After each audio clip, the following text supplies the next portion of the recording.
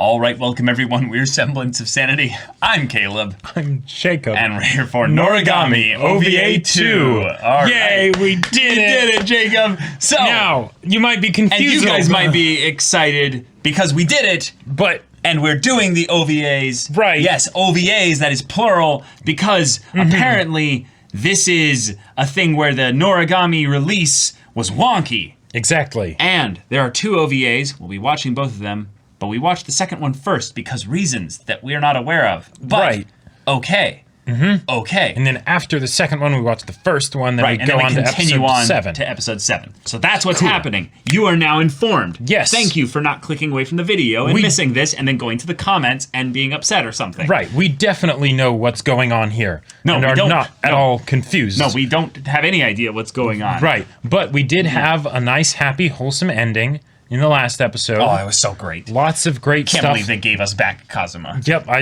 am still surprised about that. Yeah. But now the family has been mended, and it is a true, proper family now. All the family stuff. It's great. Start over from zero and build things back up with relationships and talk about all their problems and stuff. And, right. You know, communicate their feelings. And all the family stuff was so good, so wholesome, so inspirational. Even Nora's bringing in her family. Yeah. Yeah, OVAs are probably going to be just more fun, happy, warm times and goofiness because that's what most OVAs just end up being. But these are canon. Right. And we'll probably have some more character, deep kind of focus and stuff like that. Maybe transition bits before we get to whatever Nora's dad is like. Whatever comes next. Yeah, I assume that this will be something where it occupies some element of a time skip. Sure. Yeah, and this is kind of like the downtime while they're all recuperating and stuff. Yes. And that would then also make sense. Downtime. Yes. And that would also explain why the order is mixed up, because it's not as necessarily important, because it's in this gap, potentially. Who knows? For sure. Or maybe it's something else entirely. But let's find out. Yep. So y'all, without further ado, let's get into this. All right, everyone, now be sure to go check out the reaction portion of the video in the description below, then come back here for the discussion.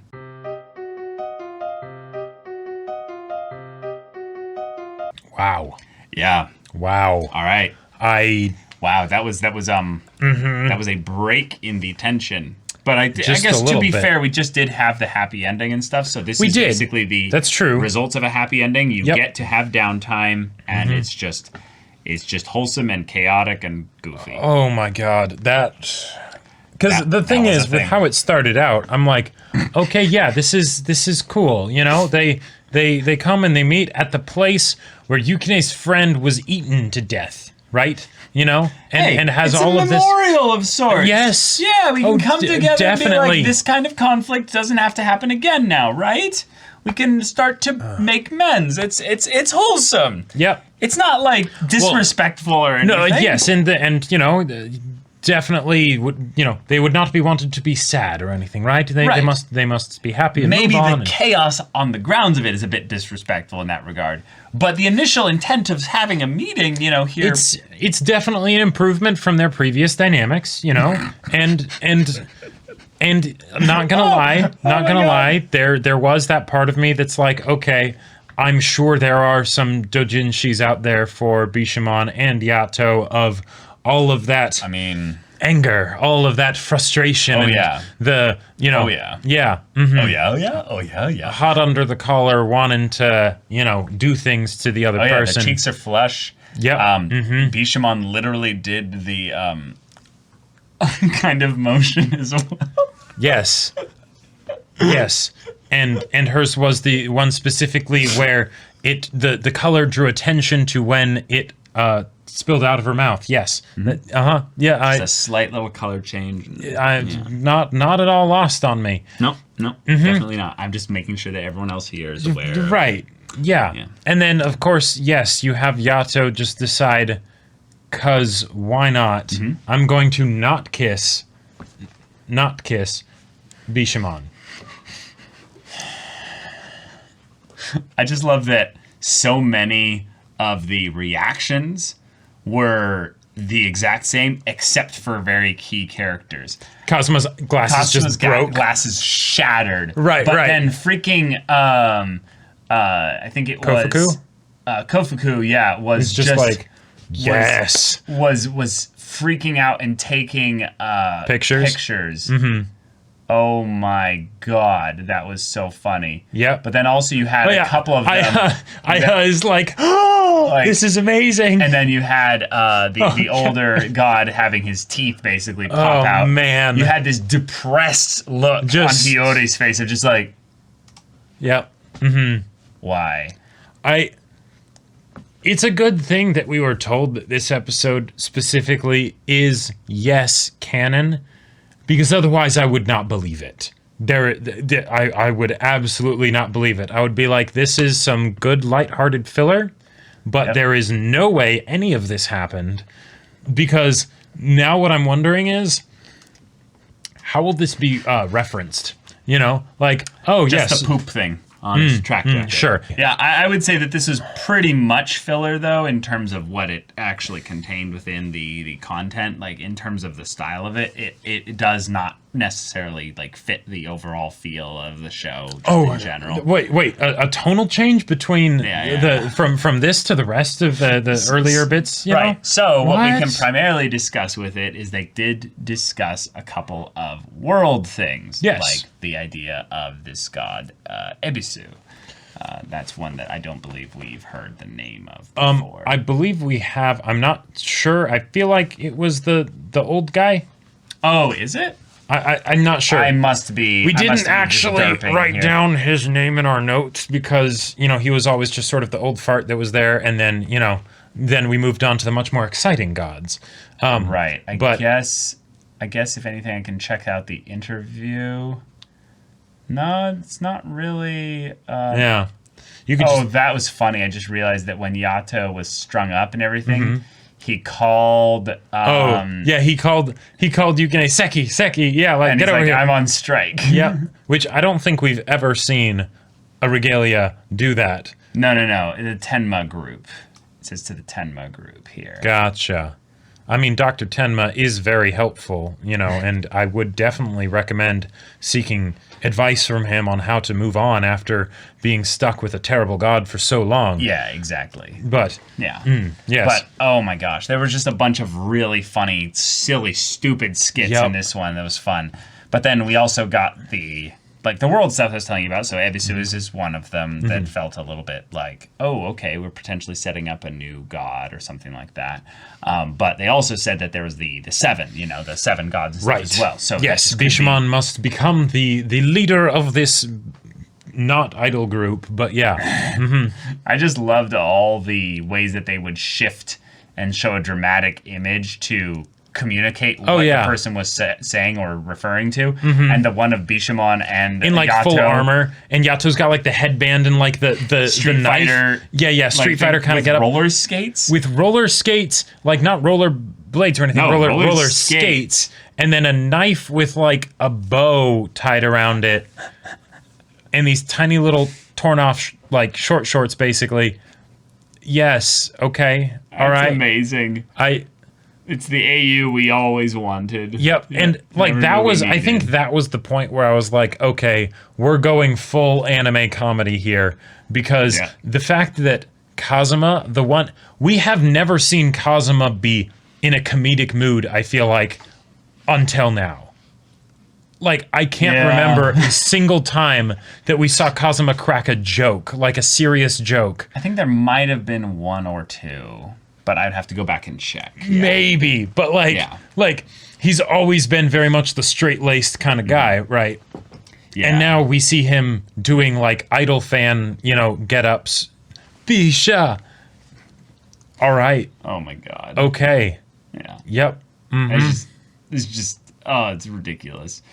But it brought up something also with Regalia, in that Regalia can take surveys on their gods and to see like if they're actually doing well with their work and everything there. And it's like, no, would you like a new position? We can set you up with something there. Except the newspaper that falls with the sky, the magazine survey for Regalia, and then just turn it into a paper airplane, throw it back up in the sky. Like amidst all of the crazy comedy and everything that's happening in this episode, right? From the magazine with how I transformed and went from, you know, serving a lowly god to, you know, being at a massive temple and all this stuff, right?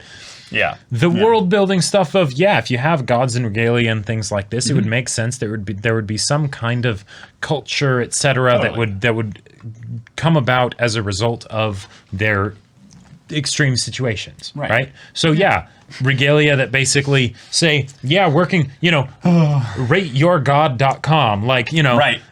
No, they were hard to understand. Their lectures weren't very good. Yep. No temple. And they really didn't appreciate the effort that I put into helping them.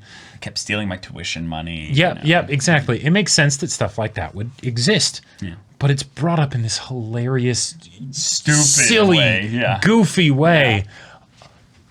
I'm curious to see how, if at all, this would end up being utilized in a more serious fashion. Okay. I think there's a way that they can bring it up, is that the themes of Yukine and Yato having to constantly try to work to understand each other, and it's hard. It's not easy at times. This is just a goofy way of bringing up that they still have ways in which their relationship isn't, is strained. Fully healthy. Right. Sometimes it really feels like they're being pulled in different directions. Like your feet are in a bucket of concrete, and you're just tied up at the moment. You can't really do anything. Slowly being stretched. Can't even call your regalia to slice the cords for you because they're on strike. Damn it. Yep. I gotta say, Daikuku or Kuro or Koku or however we're saying his name. I've been calling him Kuro, but I guess they're calling him Daikuku. Whatever. He has been amazing, and he was amazing this episode, and I loved seeing him be kind of just awkward dad, just kind of stumbling around places. And then when he sent in his survey, his survey, it was just like basically that he loves working with her and stuff, and she's just like, oh, that was wonderful. That was absolutely great. I loved it. The fact that even he was like, whoa, hold on, what's going on here? When he saw Bishamon and Yato just drinking away, and then him and Kazuma and Hiyori, it's like, wait, hold on, we need to do something. Get more booze. Yep, exactly. Get more booze. Yep. Okay, all right, because that is the way to mend the bonds forged by annihilating your entire family and fighting one time as a result of and fighting for centuries. Years, The way you solve that is get stupid drunk and almost kiss. Yep. That's definitely. It's a good first step. That's right. So, y'all, that's basically it. This is an OVA. It's probably going to be one of our shortest discussions ever. But probably. It was goofy as hell. We got to see a lot of little things, little moments of all the characters. But overall, it's like wholesome Hiyori gave an opportunity for there to be really good reconciliation between the individual gods and their regalia, and then the gods between each other. And chaos ensued. It was hilarious.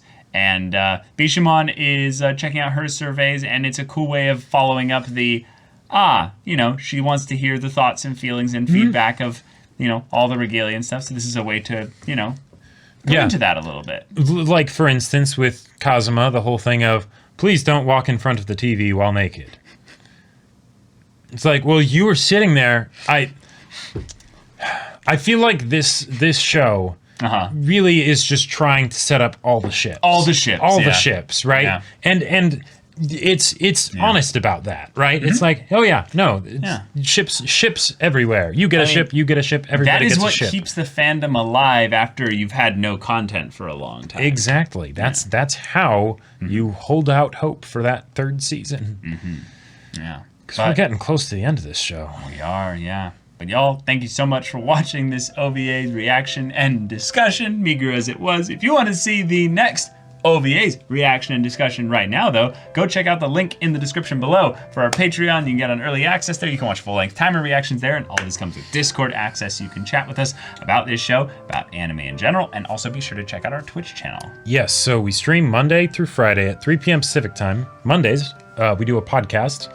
Tuesdays, we do One Piece dramatic manga readings. Wednesdays and Fridays, this guy does gaming. Yep, I'm wrapping up Hades right now, and then I'll be doing Cyberpunk 2077. Yep, and then on Thursdays, I do gaming, which right now is Persona 4 Golden. Yeah, so if any of that interests you, we'll see you there. But until then, we're Semblance of Sanity. I'm Caleb. I'm Jacob. And we'll see you all next time.